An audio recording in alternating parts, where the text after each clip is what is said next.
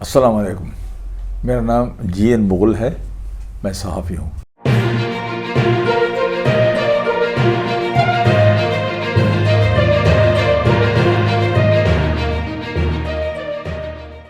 میں سامعین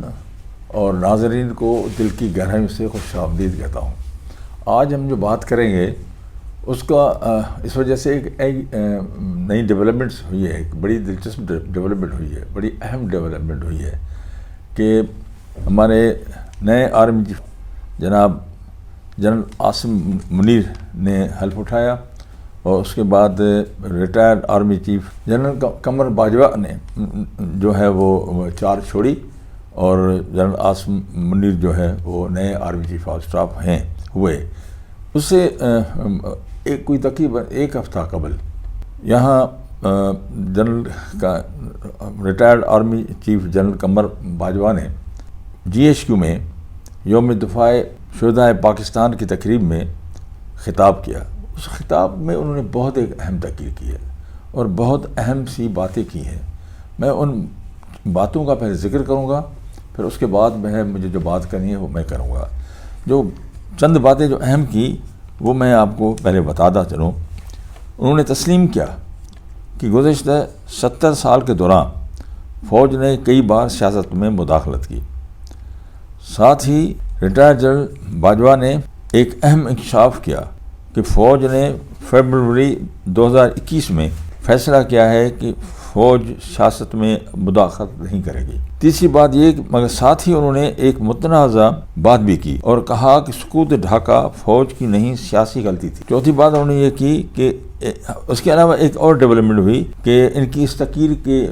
بعد عوامی نیشنل پارٹی کے پی کے صدر ایم ایل ولی خان نے ریٹائرڈ جنرل باجوہ کی اس تقریر کا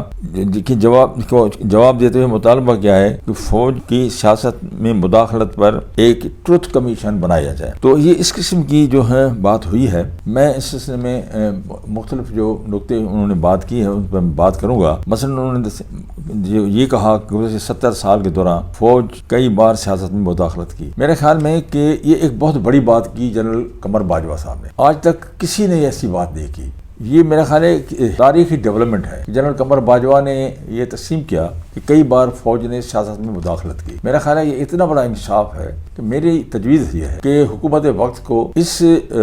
بیان کی روشنی میں جنرل باجوہ کو ایک پریزیڈنشل ایوارڈ دینا چاہیے, اور اس کو یعنی کہ سارے لوگ جو ہیں وہ اپریشیٹ کریں تاکہ آئندہ بھی کوئی ایسی بات نہ کرے. اس کے علاوہ انہوں نے ایک اہم انکشاف یہ بھی کیا کہ فروری 2021 میں فوج نے فیصلہ کیا ہے کہ فوج اب سیاست میں مداخلت نہیں کرے گی. میرا خیال ہے یہ بھی ایک تاریخی فیصلہ ہے. اس فیصلے پر فوج کی قیادت کو جتنی بھی ٹریبیوٹس پیش کیا ہیں وہ کم ہیں, اور میرا خیال ہے کہ قومی اسمبلی اور سینٹ پارلیمنٹ اس پہ جو ہے ایک ریزولوشن پاس کر کے فوج کی طرف سے کیے گئے اس فیصلے کی تعریف کریں اور ان کو ٹریبیوٹس پیش کریں. مگر اچھا, اس کے بعد ساتھ ہی انہوں نے یہ بھی کہا جو ایک متنازع بات ہے کہ سقوط ڈھاکہ فوج نہیں مگر سیاسی غلطی تھی. اس وقت کہاں سیاسی قیادت تھی؟ اس وقت تو فوج ہی کی یعنی قیادت تھی, معاشرہ تھی. تو اس میں میرا خیال ہے یہ بات جو انہوں نے کی ہے وہ صحیح نہیں کی. باقی اور باتیں بڑی زبردست کی ہیں جس کے لیے ان کو خراج تحسین پیش کرنا چاہیے. بہرحال اس چیز کا رد عمل یہ ہوا ہے کہ عوامی نیشنل پارٹی کے پی کے صدر جو خان ولی خان کے فرزند ہیں, انہوں نے کہا ہے کہ یہ آیا سیاست میں مداخلت کرتے رہے یا نہیں کرتے رہے, تو اس سلسلے میں کیسے کی, کیا اس کے نتائج نکلے, اس پہ ایک ٹروتھ کمیشن بنایا جائے. میں اس پوائنٹ پہ ٹروتھ کمیشن پہ ایک الگ آپ سے گفتگو کروں گا, اور کہ یہ ٹروتھ کمیشن کتنی ضروری ہے. فی الحال میں اس پوائنٹ کو یہاں چھوڑ کے پھر آگے بڑھتا ہوں, اور اس کے بعد میں یعنی کہ اس سلسلے میں میں سمجھتا ہوں کہ جو آؤٹ گوئنگ ہمارے آرمی چیف آف اسٹاف ہیں انہوں نے سوائے ایک بات کی باتیں جو ہیں بڑی زبردست کی ہیں, اور ہمیں یہ اب دعا کرنی چاہیے اور ہمیں یہ امید رکھنی چاہیے کہ فوج جو ہے سیاست میں مداخلت نہیں کرے گی. بلکہ میں یہ سمجھتا ہوں کہ اس چیز کا اس طرح سے نوٹس جانا چاہیے کہ اس کا کوئی بالکل, بلکہ میں سمجھ رہا ہوں, میں بات کرتا ہی چلوں کہ یہ جو انہوں نے کہا ٹروتھ کمیشن بنانا چاہیے. ٹروتھ کمیشن جو ہے وہ یہ کہ پاکستان بننے سے لے کے اب تک کن فوجی جنرلس نے جو ہے وہ آئین کی خلاف ورزی کی یا آئین نہیں بننے دیا یا معاشرہ لگائی. میرا خیال ہے اس سلسلے میں ٹروتھ کمیشن جو ہے ان سب کو جن لوگوں نے یہ رول پلے کیا ہے ان کو سامنے لائے اور پھر ان کی یہ لسٹ جو ہے وہ ایک بلیک لسٹ ڈکلیئر کر کے جو ہے وہ قومی اسمبلی میں آویزان کیا جائے اور لوگوں کو پتہ چلے کہ جن لوگوں نے یہ رول پلے کیا ہے ان کی وہ حیثیت ایسی ہے کہ آئندہ کوئی ایسا کام نہ کر سکے. بلکہ میں تو چاہتا ہوں کہ ٹروتھ کمیشن نہ فقط آرمی کے حوالے سے مگر پولیٹیکل لیڈرشپ نے جو رول پلے کیا گزشتہ 70 سال میں اس سلسلے میں بھی جو ہے ٹروتھ کمیشن جو ہے وہ تحقیقات کرے کہ کن کن پولیٹیکل لیڈرز نے پرائم منسٹر وغیرہ نے جو آئین توڑا, آئین کی خلاف ورزی کی, قانون کی خلاف ورزی کی اور ملک کے اندر جو ہے وہ بجائے یکجہتی کو نقصان پہنچایا. ان لوگوں کی بھی جو ہے وہ فرسد لسٹ بننی چاہیے اور وہ بھی ایک بلیک لسٹ ہو. اس کے علاوہ میں سمجھتا ہوں جوڈیشری کے بارے میں بھی ایک جو ہے وہ کمیشن بنی چاہیے کہ پاکستان سے لے کے اب تک کیا کیسز ہوئے ہیں, اس میں مختلف وقتوں پہ جوڈیشری نے کیا کیا رول پلے کیا ہے. اگر پازیٹیو رول پلے کیا ہے تو ان کو اپریشیٹ کرنا چاہیے, اگر پازیٹیو رول پلے نہیں کیا ہے تو میرا خیال ہے ان کو بھی جو ہے عوام کے سامنے لانا چاہیے. ہم چاہتے ہیں کہ پاکستان میں اب یہ سارے تینوں ادارے اپنا پازیٹیو رول پلے کرے. پولیٹیشنس جو الیکٹ ہو کے آتے ہیں وہ پازیٹیو رول پلے کریں اور جو آرمی میں آگے آتے ہیں وہ فوج پازیٹیو رول پلے کرے اور جوڈیشری پازیٹیو رول پلے کرے. تو میرا خیال ہے یہ اس ملک کے مفاد میں ہے, کیونکہ پاکستان جو بنایا گیا تھا وہ بڑی امیدوں کے ساتھ بنایا گیا تھا کہ ہم ایک ایسا ملک بنانے جا رہے ہیں جس میں ہم پازیٹیو جو ہے ڈیولپمنٹس ہوں گی, عوام کی خدمت ہوگی, صحیح معنی میں جمہوریت ہوگی. اب میں اس سلسلے میں جب یہ فوج کی بات نکلی ہے تو میں ایک خاص بات کا ذکر کروں گا کہ میں سندھ کے حوالے سے بات کروں گا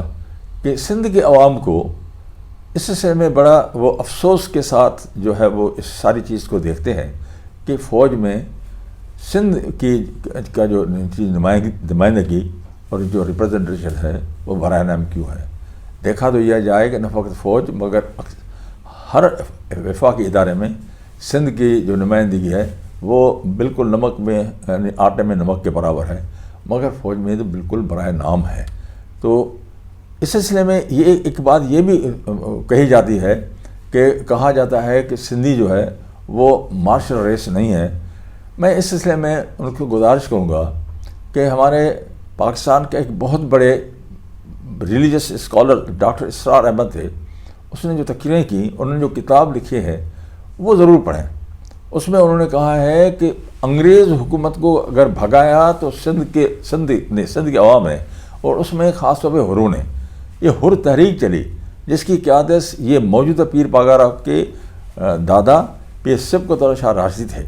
اور انگریزوں نے ان کے ساتھ لڑائی لڑی اور ان کو گرفتار کیا. ہزاروں لوگوں کو انہوں نے حر کیمپس میں ڈالا اور وہاں اس میں مرد بھی ہوتے تھے, عورتیں بھی ہوتی تھیں, بچے بھی ہوتے تھے. یہ بھی ہے کہ کئی خواتین نے بچوں کو جنم دیا, وہ بچے بڑے ہو کر جوان ہو کے باہر نکلے. اس حد تک یعنی ظلم کیا گیا, مگر اس کے باوجود بھی نہ پیر پاگار اور شاہ راشدی نے جو ہے وہ ان کے سامنے گھٹنے ٹیکے اور نہ حروں نے. جنگ جاری رہی اور پیر پاگار کو انہوں نے گرفتار کیا, ایک ایسے جھوٹے موٹا الزام میں کیس چلایا اور پھانسی کی سزا کورٹ سے دلوائی, اور پھر اس کو رکھا پہلے سندھ میں, پھر ہندوستان کے پتہ نہیں کس کس علاقے میں رکھا تاکہ یہ جو ہے حر وہاں نہ پہنچ سکے. مگر پیر پاگاروں نے جو ہے وہ نہیں جھکے, آخرکار اس کو پھانسی دی گئی, اور پھانسی دینے کے بعد اس کی لاش گم کر دی. اور بڑے افسوس کی بات ہے کہ ایک ایسا آدمی جس نے سندھ کے لیے, جس نے اپنے دھرتی کے لیے, عوام کے لیے اتنی جدوجہد کی. میں نے جب جنرل راحیل شریف تھے اس زمانے میں میں نے ایک کالم لکھا تھا جس میں میں نے جنرل راحیل شریف کو ایڈریس کیا تھا, اور اس کے بعد 2 بار غالباً میں نے جو کالم لکھے اس میں میں نے جنرل باجوہ صاحب کو میں نے ایڈریس کیا تھا. میں نے کہا تھا کہ حروں نے اتنی بڑی جنگ لڑی ہے, اور ان کے جو لیڈر تھے جنرل, ان کا پیر پگار اور سبزگارہ شاہ راشتی کی لاش تک گم کی ہوئی ہے، جبکہ وہاں جو کافی لوگ تھے ان کو پتہ ہے۔ اگر یہ تحقیق کی جائے تو میں نے ان کو ریکویسٹ کی تھی کہ آپ جو ہے اس سلسلے میں انویسٹیگیٹ کر کے ان کی قبر تلاش کریں تاکہ لوگ کی دل خوش ہو کہ بھئی ایک ایسا آدمی مگر یہ بھی میں بتا دوں، یہ ڈاکٹر اسرار احمد نے بھی کہا ہے کہ انگریز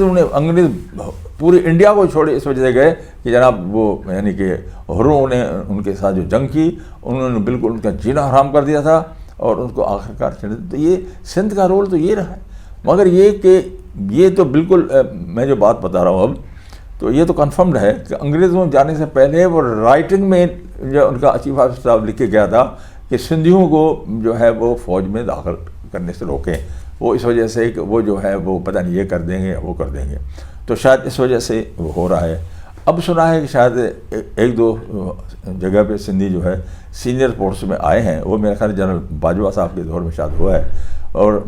میری یہ درخواست ہے، بس سندھ کے لوگ یہ کہتے ہیں کہ بھائی آخرکار کیوں سندھ کے لوگوں کو کیوں اپنا رائٹ نہیں دیا جاتا؟ وہ یعنی کہ یہ جب غالباً 65 کی جنگ تھی اس میں فوج نے ہروں کو کہا کہ آپ ہمارا ساتھ دیں، اور ہروں نے جا کے جو ہے وہ راجستھان سائڈ پہ ہندوستان کی فوج سے لڑائی لڑی، اور جب جنگ بند ہوئی تو پتہ نہیں کتنا ہندوستان کا علاقہ ہروں کے قبضے میں تھا، جس کے بعد میں جب ایگریمنٹ ہوا تو وہ پھر انہوں نے جس طرح انہوں نے علاقہ واپس کیا تو انہوں نے بھی علاقہ واپس کیا۔ تو یہ میرا خیال ہے کہ پھر یہ بھی میں بتاؤں کہ ہندوستان میں جب یونائٹڈ ہندوستان تھا اور انگریز تھا تو ایک تحریک چلی تھی، غالباً اس کو سفید رومال تحریک چلی، تو اس زمانے میں نیوی میں سندھی کافی تھے، مگر ان لوگوں نے کئی لوگوں نے جو اس میں تھے نیوی میں تھے، انہوں نے ایز مارک آف پروٹیسٹ انگریزوں کے خلاف پروٹیسٹ کر کے اپنے نیوی سے استعفیٰ دے دی۔ ان میں سندھ کے اور پاکستان کے بہت بڑے وکیل اے کے بروہی صاحب کا چھوٹا بھائی علی محمد بروہی بھی شامل تھا، جو بعد میں سندھ کے سیکرٹری انفارمیشن بنے۔ تو میرا خیال ہے کہ سب کے ساتھ انصاف ہونا چاہیے، بلوچستان کے ساتھ بھی ہونا چاہیے، سندھ کے ساتھ بھی ہونا چاہیے، پنجاب کے ساتھ بھی ہونا چاہیے، تاکہ جو ہے سب کٹ مل کر چلیں اور پاکستان کو بنائیں اور آگے چلیں۔ اور اس کے علاوہ میں یعنی کہ اور بھی خاصی مجھے بات کرنی تھی، مجھے آئندہ جو ہے میں شاید آپ سے جو بات کروں گا وہ کروں گا کہ ٹروتھ کمیشن کیا ہونی چاہیے اور کیسی ہونی چاہیے۔